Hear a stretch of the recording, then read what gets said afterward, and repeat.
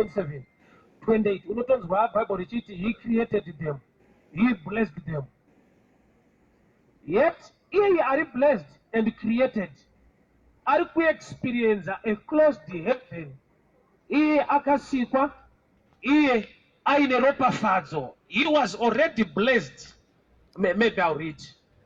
My Bible I don't think it's saying now. Sakuiringa kwakangonaka. Bible rasitamba naro. Ukatona wina rotokura. Arisinyori Bible. Abuzaro said bako kuti unariri. Ndikutoresa. It's not easy harume kwa Bible asinyore. Unaona kufarira church kana kwatopiwa chigaro. Kuva neBible rinonzi rako, it's not easy. It takes another dimension of maturity. Kuziva value yechinhu ichi. Chinhu chese chikava valuable to your life, you fight to get it. Ukangoona chisipo uchibata inotokwana kuchitenga usina inyaya yevalue. Kwete kuti you cannot afford. Nokuti ukaona paunopedza mwedzi uri pa-app iwe usina Bible, it means what's up to you is more valuable than the word. Because haisi nyaya yekushaya, inyaya yekuti ndo zvauri kuti izvi hazvina basa. Nokuti zvine basa uri kuita uri pa-app mwedzi wese. Sorry, inenge rafungotaura iwe. Genesis chapter 1 verse 27. So God created mankind in his own image. In the image of God, he created them, male and female, and he created them. 28. And God blessed them. So this man who operates under a closed heaven is a blessed man. But the problem there, you are a man to till the ground. But this man is not a physical man, a human being. He's a spirit man. Akasikwa asati aumbwa. Creation in formation, there are two levels. Man was created, and later he was formed. So uchiona kuti mukadzi nemurume vakafanana hapana akatangira umwe. Nokuti Mwari akavasika, kwete akamusika. He created them at once. Hakuna akatangira umwe. Panonzi murume akatangira mukadzi hapasi pa creation, pa formation, when they were formed out of dust. So uchiona kuti according to God there is neither male or female. Nokuti both in the levels of the spirit they are one thing. Nokuti ndakanzwa mwaituka vakadzi zvakandibata man. Ino shoko raMwari parinotaura pamusoro pevakadzi. To make matters worse, mune bhuku rinonzi raRuth. Ruth wacho mukadzi. Iwoti vakadzi havaparidze. Kana matodaro motokwachura mapeji akanzi Ruth, mumwe mukadzi aiparidza imomo. Kunoti munopedzisa mane Bhaibheri renyu rechirume chete. Do you know kuti varume vanofungudza kuti Mwari murume? Ebosama anoti machiwa. Kune varume vanofungudza kuti Mwari wacho murume futi. No. God is not a man. He's a spirit. Spirit haina gender. Iri ndarada kuvhiringa nokuti panotaura pamusoro paMwari rinoti Father. Father is just a title. Kuti Father pa English ndokuti baba murume ane ndegu murume chaiye kuti Father. But Mwari wedu manje haasi Father. Father i translation yakabviswa pa original name rekuti Abba. Abba it means source, not man. Zvoda uchikore izvi. Yatari zvomuroti. So chona murume akapupura kuti ndaiba ndaihura. People are not worried. They clap hands. Onobva toti atendere Mwari mamurume apona. But imagine mukadzi wemurume akasumukawo akati no ndaihura. Nonzwaona kuti matestimony andatanga avhetwa. Because shiri nemuriro wayo hairegi. Hairegi nokuti mukadzi.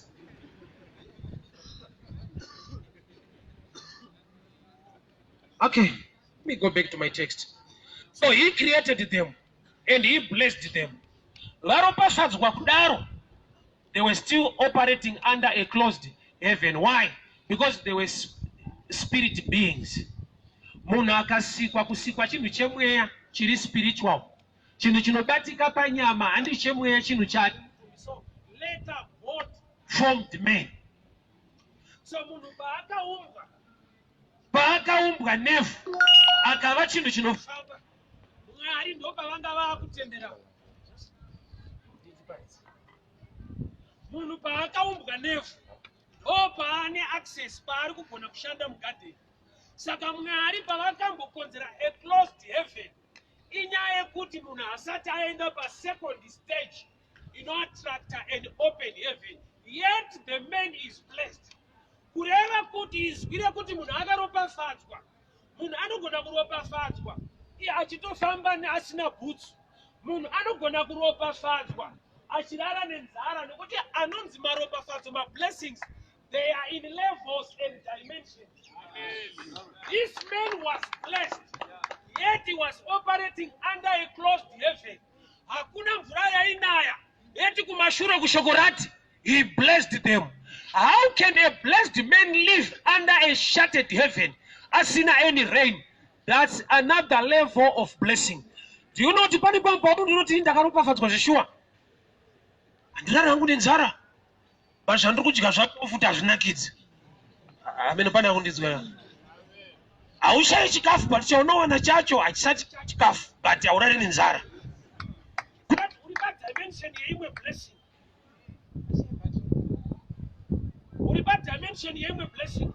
Yekuti haufambi wakashama but zvaunopfeka zvacho zvinokubowa. Hausi pagrupu revanhu rinonzi vanoshaya zvekupfeka. Unenge wakatopfeka but mapfekero wega unongoona kuti hey, handakushama but ndiri kumakisa. So blessings are in levels and in dimensions. So this man was blessed. He created the male and female and he blessed them. Once he blessed them, ivava ukauya pana Genesis 2 ndopanzi denga rakavharwa, hakuna mvura yainaya nokuti kwakusina munhu unorima ivhu, yet kune mhando yemunhu iripo. Saka this spirit man haana kuattracta open heaven, even dai akava prayerful, nokuti the reason for the open heaven yanzi iyo nokuti kwakusina munhu wenyama anorima mubindu, kureva kuti kune a certain development to attract open heaven. Development iyoyo haiuye any prayer, fasting or anything else. The man must be able to till the ground. I believe in prayer. I believe in fasting. Some spiritual activity that may they are correct and good. But as some answers come and we are not putting you mature spiritually. So don't you want to put it? I can Ishmael. Let's let Chema Benga in Yota. Mwari vakanzwa kuchema kwa Ishmael, bati vakavhura meso aHaga, vakataudza Haga kuti nyarara kuchema. Mwari vanzwa kuchema kwemwana. Ko kana manzwa kuchema kwemwana, why are you answering the mother? Nokuti amai hamuna kuvanzwa kuchema kwavo. Bible rinoti Genesis 18, Girozi yakati kuna Haga, nyarara kuchema nokuti Mwari vanzwa kuchema kwemwana. Kureva kuti iwewe hausi kunzwiwa, but ndiwe wakupindurwa. It simply shows kuti mwana unyangwari mwana ropa riri maari raIshmael ndeaBhurahamu mwana waAbhurahamu, ropa riri muna Ishmael ndiro ropa rakarecognizwa nedenga pakuchema. Bhabho rangu rinoti blood speaks louder, ropa rinotaura zviri nani, kureva kuti the blood inside the veins of Ishmael rine relationship naMwari. Saka Mwari havasi kunzwa volume, vari kunzwa blood. So when you cry without repenting or coming to Jesus, being washed by the blood of Jesus, God cannot hear you. So the first prayer and also born again is not to cry to God, but to surrender to Jesus. So that when you cry, He can hear you. But Mwari nyakuvanzwa kuchema kwemwana ane ropa rekwaAbhurahamu, vanonobatsirana nemunhu wasina kunzwa, wotomuudza kuti iwewe usacheme zvako, nokuti Mwari vanzwa kuchema kwemwana. Ndokubva vasvinudza Haga meso ake akaona tsime remvura. Ari kuda kubatsirwa apa nedenga ndiIshmaeri anzwiwa, but ari kuita kuti Ishmaeri abatsirike ndiye Haga asina kunzwiwa. Mwari vari kuti iwewe ndakunzwa pawo semwana mudiki kuchema unogona, but uyu semunhu mukuru nyangwe ndisina kumunzwa anogona kushanda netsime kuti mudiki anwe mvura. Saka answer iri kuririswa in two dimensions. When you cry, He hears you. When you mature, He uses you. Ndo stage yatiri kuAfrica so far. We cry a lot. And when God answers us, vanouya. Natopedza fuka ndingadzike pa. Vamaona kunzomera nzokorona. Africa picture ya Haga ka Naishma Isha to picture ya Africa. Was Haga was from Africa. Mwari akanzwa kuchema kwe munhu ari mundo kuti amana kasandorwana kupi pane munhu anofanirwa kuuya. Mwari vanongotora mumwe muchina ari kungofamba kuti ndanovhura zvinhu. Nokuti ndanzwa mufana ari kuchema kuZimbabwe. Why? Tagona kumachua kusvika pakuchema. We are not mature enough to use our own resources. We need somebody to use them so we can work for them. That's what Africa is. It will take years and generations to cross this bridge. Most of us, what we call independence is not independence.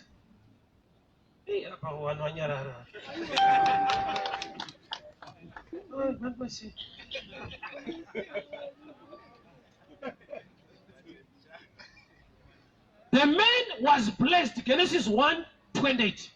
Genesis 2:5. The heavens were closed because there was no man to till the ground. Monu kanakaita prayer, kanakaita fasting, the heavens will remain closed. Why? But you are a man who can work or till the ground. And God formed men from dust. Monu baraka siko akawe physical being. Don't baka zoeta kuti mvura inaye. Why? He can now manage the ground. He can till the ground. He can work in the garden. Nokuti garden rinofanirwa kuva na gardener. Chinoita kuti Harare Gardens irambe iri garden. Inyaya yevashandi vekanzuru. Vakangorama for 2 months rinoita sango reHarare. Original plan is garden. Without the gardener it becomes a jungle. So my answers esa takamirira Mwari kuti atipindure. Mama awino kuti takaita maoneti tikana matastere tikatsanya. Anoenda kuti we are now mature. We know what to do on the ground. As long as you don't know marketing, sales and everything else, money follows services. The service you offer attracts the money you can get. Mohammed Musa is not a Christian, he's a Muslim. He makes money, not by prayer, by selling goods. As simple as that. So Jonah, when you talk on this level of business and everything else, the devil is not happy. He wants the church to be spirit being so that they operate under a closed heaven.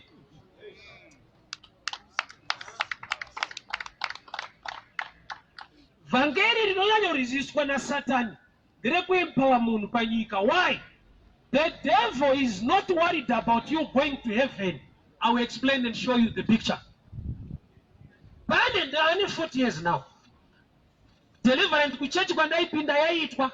Kwatayo izvozvi tinotoita. And sometimes what demon richiti munhu aende kudenga ndinaye aripinde. Badakambozvinzwawo.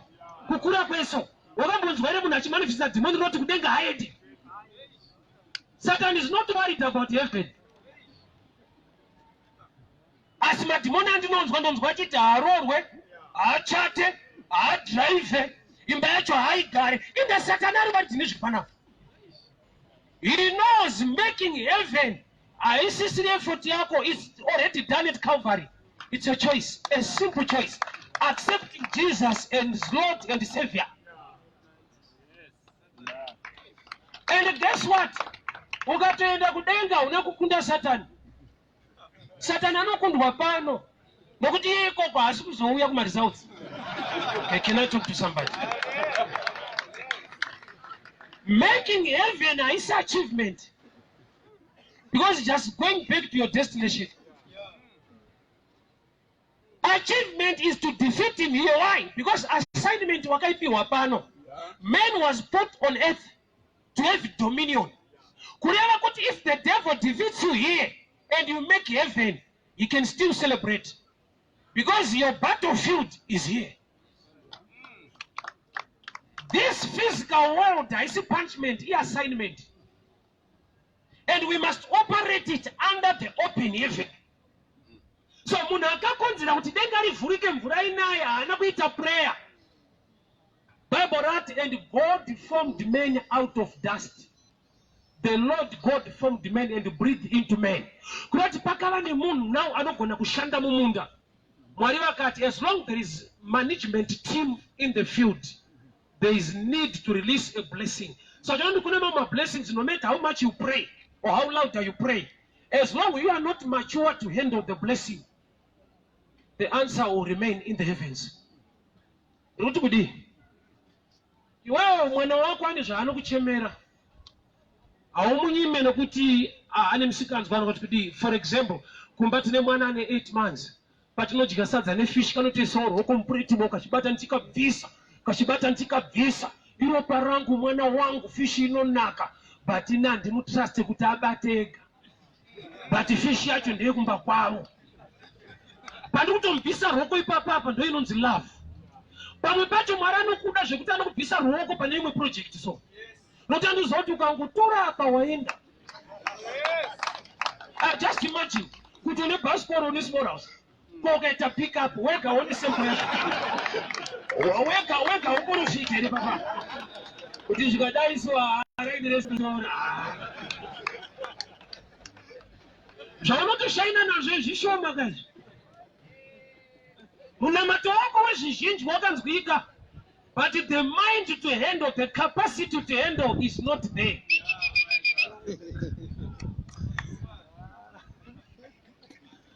Ukawacha inonzi wrestling, I love examples, not wrestling, but ukawacha wrestling, vanotesa announcements, you don't try this at home.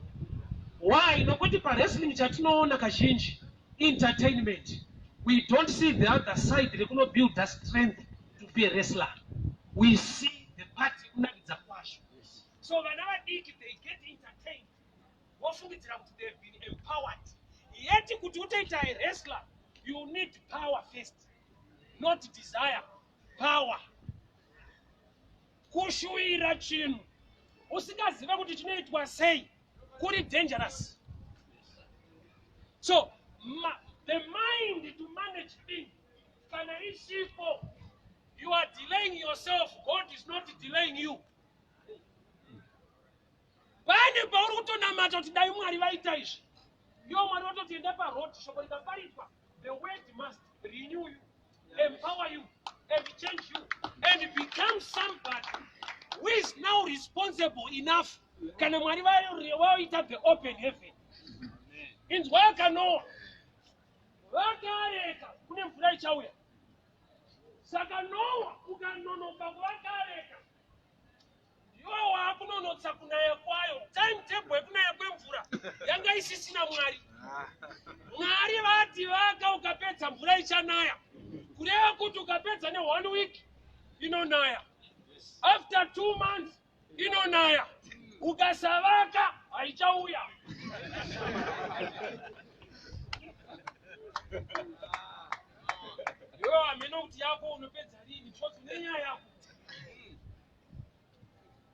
Pamwe pacho we think the devil is delaying me.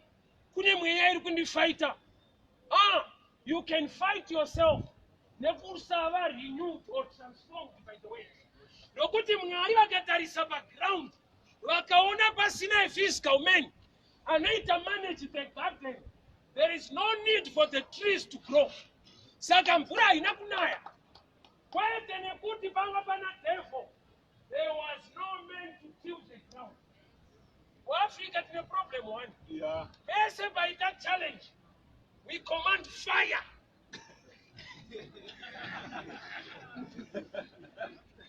We always think it's the devil. And about the devil, but sometimes the devil, nokuti pamwe pacho asati aita anosvika tatoita.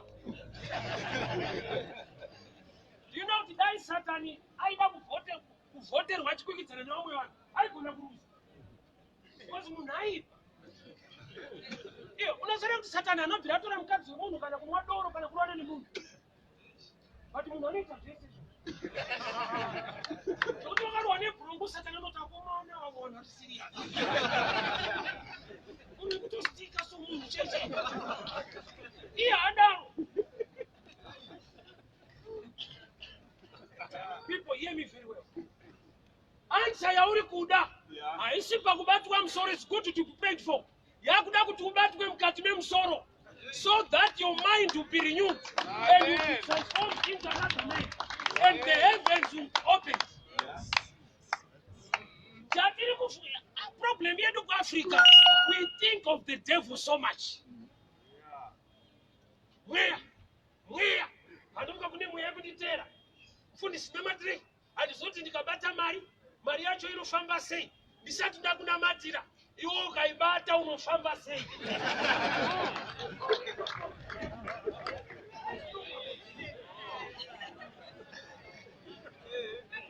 And kaibata so. And it's not inofamba sei. Iwo kaibata unofamba sei.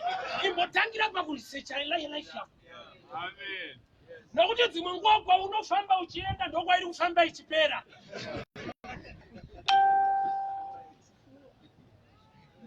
Before you point to the devil, point to yourself. You still need improvement. Nokuti the first deliverance mu garden. Yakatoitika devil asina ku affect the garden. Bible writes there was no man to till the ground. Apana kunzi there was a spirit closing the heavens. There was no man to till the ground. I see spirit engeka block up. Even in time Adam baganzi, it is not good for a man to be alone. Yanga is sitting here, therefore. The man was not aware. Kutindiani mkatu wacho mahali sembafu. Mwari anabvira va declare paenda kubatira Adam. Kuti I command every spirit yakabata mkatu wake. Mweya usingade kuti vanhu varori ava nemadzimai. Adam anabvira atorwa mukadzi neumwe munhu. Yanga asingazive kuti anaye. Ignorance is more than the devil. Because even the devil bends on your ignorance. The power of the oppressor is in the mind of the oppressed. I'll give you an example. Vanochengeta hanga pamba kumisho. Havadzivise manenga kana kusungirira tavu. It's a game of the mind. Anotorwa ari mazai musango. Orarirwa mudangane ukochechenywa. Leader aripo anotungamirira tuchiri tunhiyo. Yanoisa information nema qualities ake muzvinhu zvine potential kumudarika.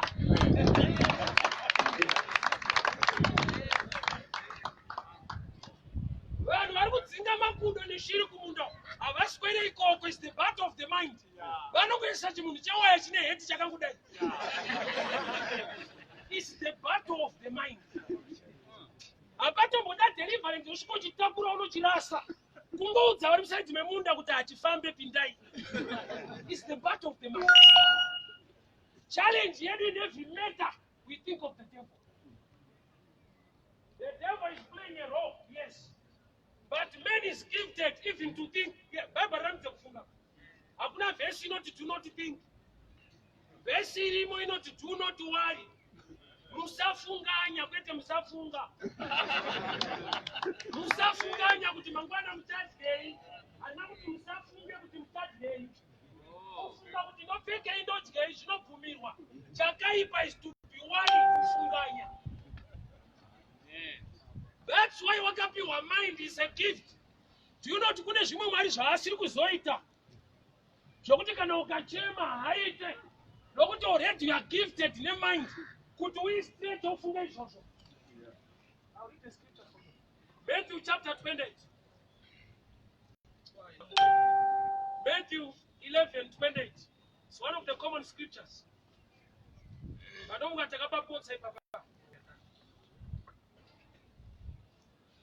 Matthew 11:28. Come to me, all who are weary and burdened, I'll give you rest. I will give you rest. Take my yoke upon you. Learn from me, for I am gentle and humble in the spirit, and you will find it. That udzokore mazwa urabati. Rekutangarati, uyakwandiri makaneta makaramero. I will give you. Rest yekuita sei kupiwa. I will give you. Second rest, learn from me, and you will find. There is rest to be given and rest to discover. Ichi chatiri kushandisa rest yepauro. Atina kuchipiwa naMwari, brain dzakadiscover speaker, thinking. Is Holy Spirit, thinking, gift yakapiwa munhu kudhara. Mweya muchena ari kundipa revelation. Chiri kuzorodza voice rangu kuti find the rest. This scientist akafunga ichi. So rest panyika iri in 2 dimensions. You need to think as a man. Zviri mukapacity yekuti ufunge Mwari akuitire. Nokuti anoti ndinotangira paunogumira. Manje usati watanga enda ugumi. Kupedza ipapo. Jesu rongoti unoti shavazive unofira mahara. Vanotoziva kuti auzive saka uri kukuwara. Vanhu vangu vaparara nekushayiwa ruzivo. Mwari anotoziva kuti uri kufira kusaziva. Iye achiziva. Nokuti kune zvaakakupa as an answer already zviri muhuman level. There is rest to be given. Sababu richiti kumbira unopiwa. Chaka unowana. Statement iyo iri dangerous. Kureva pane zvaunofanirwa kukumbira. Mwari okupa. Kogoita zvokuti ukakumbira hakupe. Zviri muklasi yekunzi utsvage uzviwane. Kumbira unopiwa first stage. Tsvaga unowana. Kureva kuti zvaunofanirwa kutsvaga. Unofanirwa kutsvaga kusvika uzviwana. Ukati ndichada kutsvaga ndokumbira nokuti kunzonzi izvo hazvikumbirwe zvinotsvagwa.